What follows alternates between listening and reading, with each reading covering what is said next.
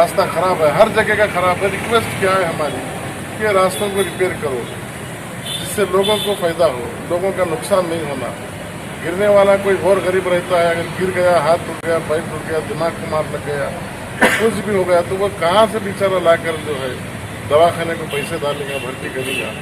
इसलिए आज हम यहाँ पर ये मेमोरेंडम देने के लिए आए और सब पाटिल साहब यहाँ के जो एग्जीक्यूटिव इंजीनियर है उन्होंने भी हमको दिलासा दिया है कि जल्द से जल्द हमें जो है रोड रिपेयर करेंगे। हमने बोला है सर हमको वापस आकर यहाँ बोलने का मौका मत दीजिए, तो उन्होंने आश्वासन दिया है कि जल्द से जल्द